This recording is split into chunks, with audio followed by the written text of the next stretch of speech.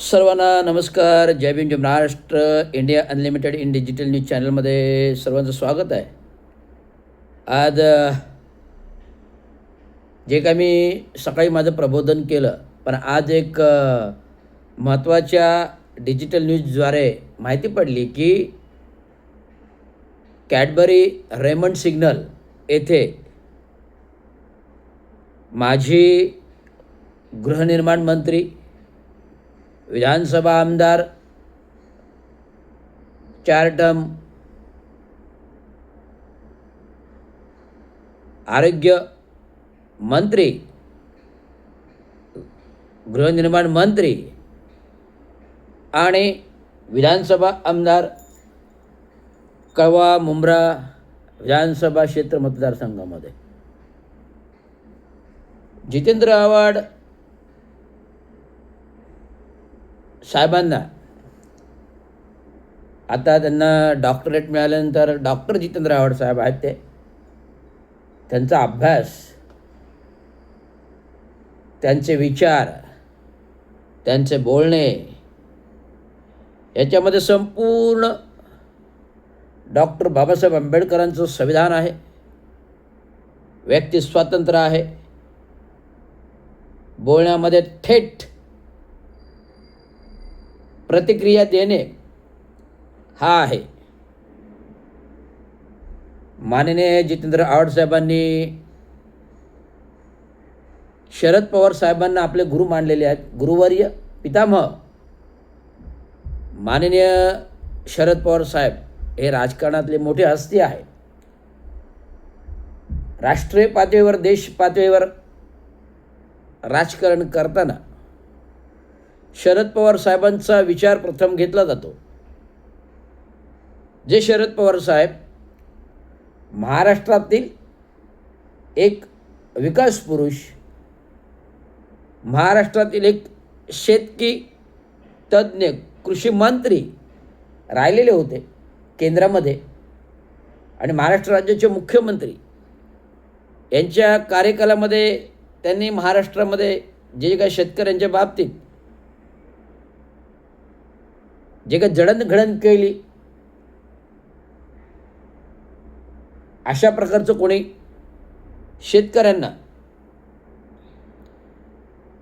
फायदा होईल, शेतकऱ्यांचं हित होईल अशी गोष्ट कोणी अद्यापर्यंत कुठल्या मुख्यमंत्र्यांनी केलेली नाही, जी शरद पवार साहेबांनी कृषी मंत्री असताना शेतकऱ्यांचं हित जपलं, शेतकऱ्यांचे फायदे जपले. आत्ताच मला वाटतं 15 सप्टेंबरला नाशिकमध्ये शेतकरी आक्रोश मोर्चा आंदोलन उभारलं होतं. जे शेतकरी आज विविध आर्थिक विवंचनेने पीडित आहेत, जे शेतकरी आत्महत्या करत आहेत, जे शेतकरी कर्जाने पिडलेले आहेत, जे शेतकरी दुष्काळामुळे त्यांची पिकं नष्ट झालेली आहेत, जे शेतकरी पावसाच्या पूरस्थितीमध्ये खापनाप त्यांचं शेतीचं नुकसान झालेलं आहे. एमआयडीसी क्षेत्र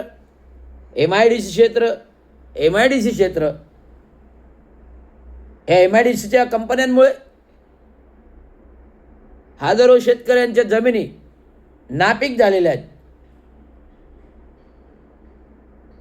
महाराष्ट्र म्युनिसिपल कर्मचारी युनियन ऑल ओव्हर महाराष्ट्र,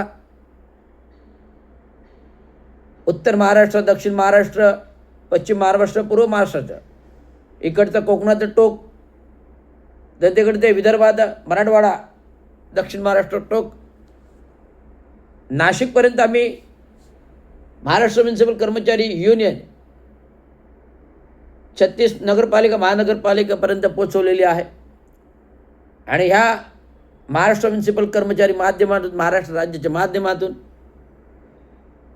जे जे काही अन्याय, अत्याचार, आंदोलने करायची असतात, तिकडचे आमचे प्रतिनिधी विविध आहेत. युनियनचे कार्याध्यक्ष प्रचलित नेमलेले आहेत.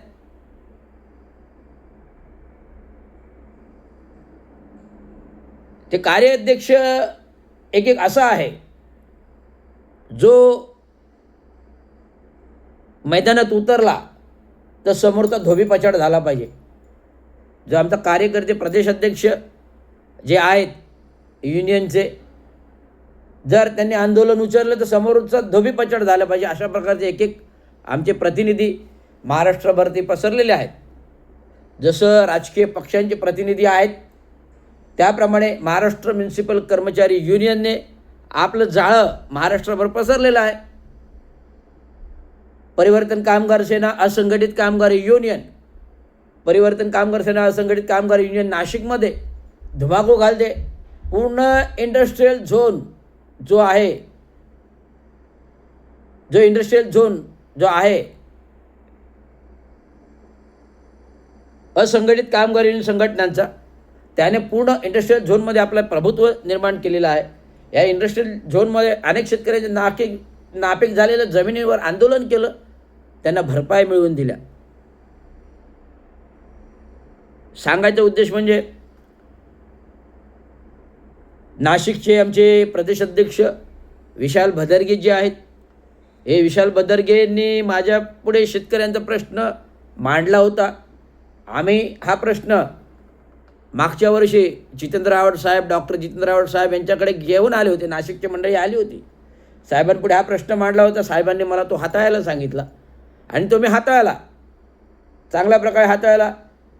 आलेल्या प्रतिनिधी मंडळाशी बोललो, आंदोलनाची दिशा दिली, त्याप्रमाणे आंदोलन केलं गेलं.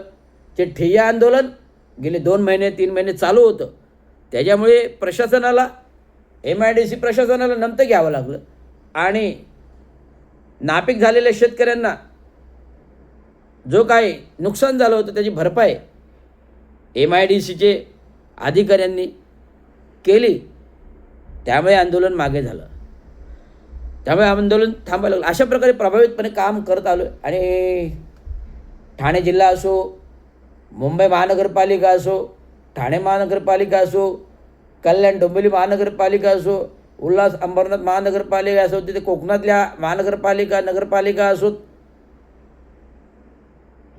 की धुळे, बीड, परभणी, नागपूर, हे संपूर्ण प्रतिनिधित्व महाराष्ट्र म्युनिसिपल, महाराष्ट्र राज्याचे प्रदेशाध्यक्ष यांना त्यांनी मला संपर्क करून मार्गदर्शन घेतात, दिशा घेतात आणि त्याप्रमाणे आम्ही आंदोलन घडवतो. तर मागे SC ST अनुसूचित जाती जमातीचं आरक्षण जे काही गेले 7-8 वर्ष थोपले आहे, 5 वर्ष थोपलं आहे, सरकारने स्थगिती दिलेली आहे पदोन्नतीमधल्या आरक्षणाचं. त्याबाबत मी आंदोलन 8 सप्टेंबरला छेडलं होतं. जिल्हा कलेक्टरवर अर्धनग्न आंदोलन केलं होतं. तात्काळ जिल्हाधिकाऱ्यांनी दखल घेऊन लिखित पत्र शासनाच्या मुख्यमंत्र्यांना धाडलं आणि त्याचं पत्र धाडल्यानंतर त्याची पोच माझ्यापर्यंत पोचल्यानंतर मी ते माझं आंदोलन अर्धनग्न स्थगित केलं. परत 18 तारखेला जिल्हा कलेक्टरवर पुन्हा जे काही विविध प्रश्न आहेत ठाणे महानगरपालिका अनियमित कारभाराबाबत, अतिक्रमण आणि बांधकामाबाबत, त्याचं तुझं आंदोलन मी जिल्हा कलेक्टरला 18 तारखेला पत्र दिलं. जिल्हा कलेक्टरने मला त्याची पोच दिली आणि तूर्त आम्ही तात्काळ कारवाई करायला महानगरपालिकेला आग्रहित करतो, कारण आयुक्तांचा 4 जिल्हा कलेक्टरकडे होता. अशा प्रकारचं आंदोलन आहे.